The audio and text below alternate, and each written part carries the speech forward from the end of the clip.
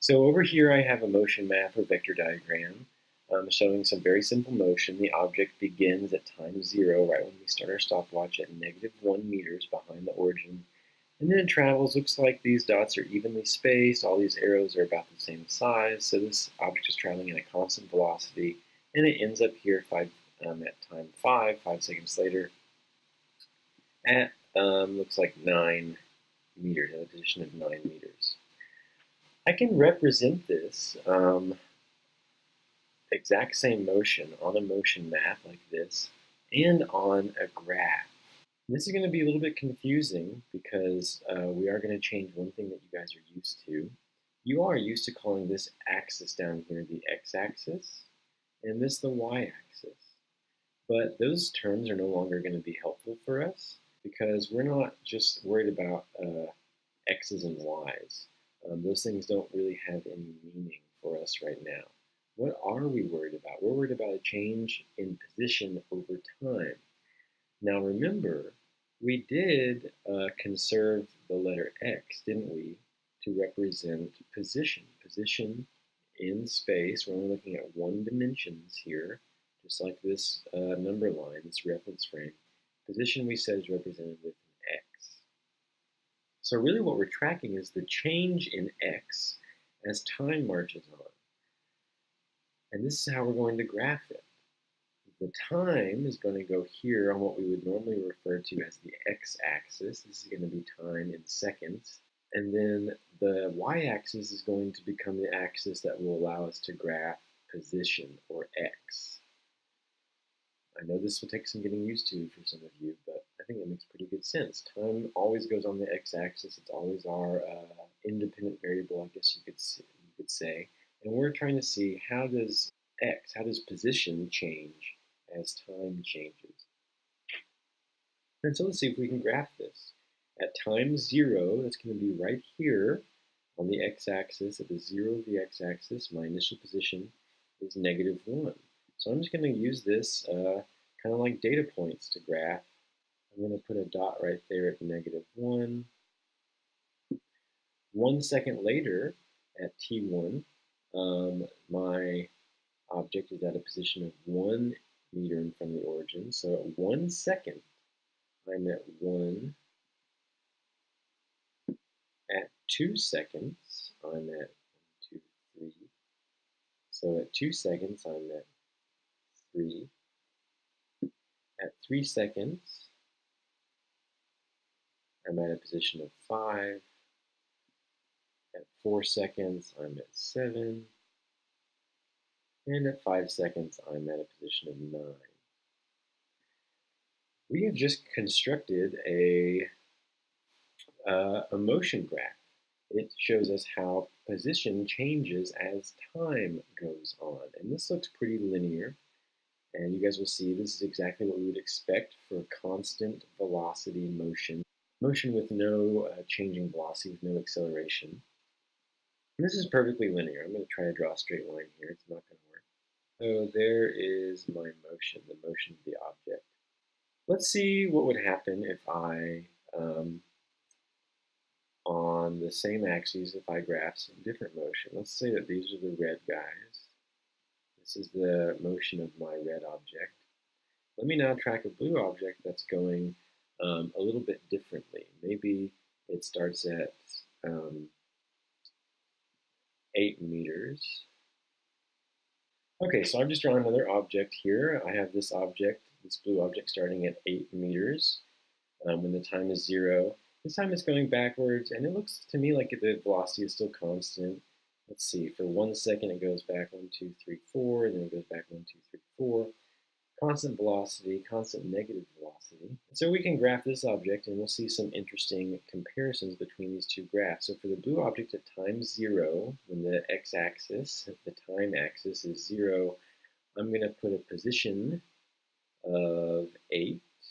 These two objects have yielded very different lines, and I think that we can now look at these and notice some interesting things about this graph. Let's look at the red object.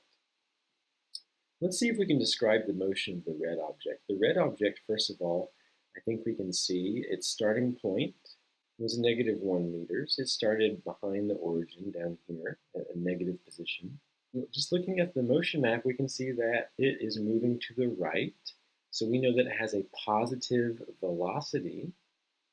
The velocity is constant, it's not changing, so it has a positive, I'm just making some notes for myself here, positive constant velocity. And I can even calculate that velocity. It's 2 meters per second, so there's the velocity of the red object, and that's positive. Let's talk about the blue object. The blue object had an initial position of 8 meters in front of the origin, a positive 8.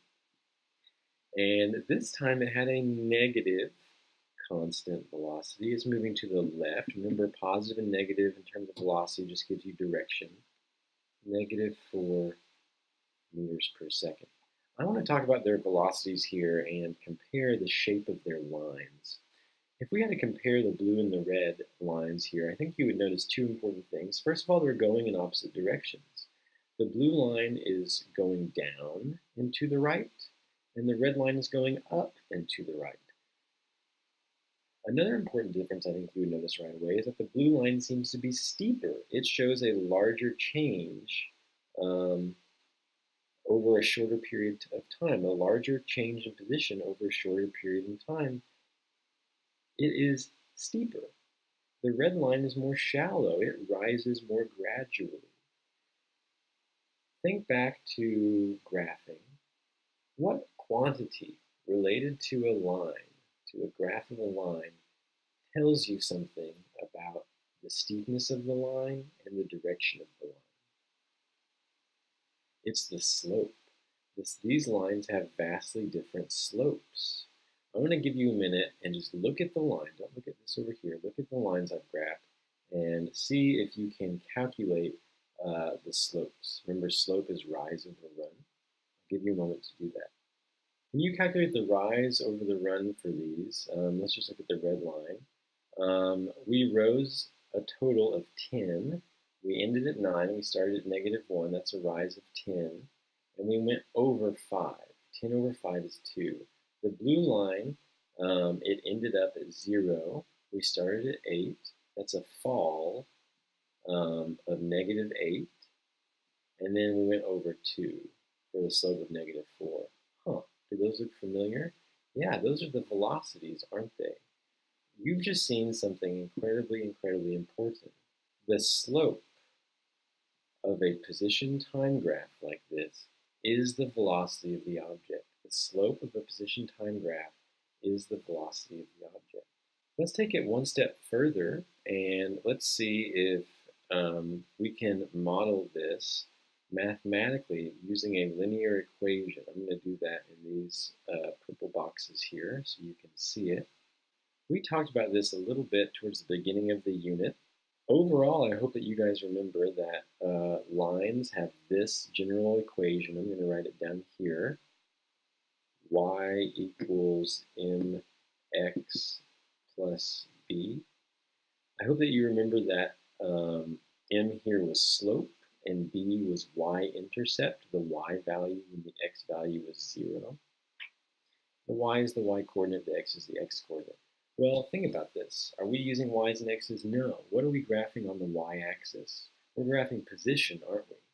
So we can change that to an x equals. We're trying to model this motion mathematically. So the y becomes an x because we're graphing x, position, on the y-axis. The slope, we just discovered, the slope of a position time graph is velocity. So we change the y to x, we can change m to v, and then what are we graphing on the x-axis? We're graphing time, aren't we? So we can change that to t, and then b here, remember b is the y coordinate on the vertical axis when the x coordinate is 0. Well, think about that. The x coordinate is time. What value do you have on the y-axis when time is 0? Let's look at this red line. When time is 0, The red line starts at -1. Look back at our motion map. At 0 seconds, it began at -1. Wait a second, that's our initial position, isn't it? So we can replace B with xi, initial position, the position when time was 0, the initial position when the object starts at, the position when you just start your stopwatch when time is 0. So now we have a third model. Not only can we use motion maps, not only can we use position time graphs, we can also use a mathematical equation to model this motion. Let's look at the red object and see if we can make a mathematical model.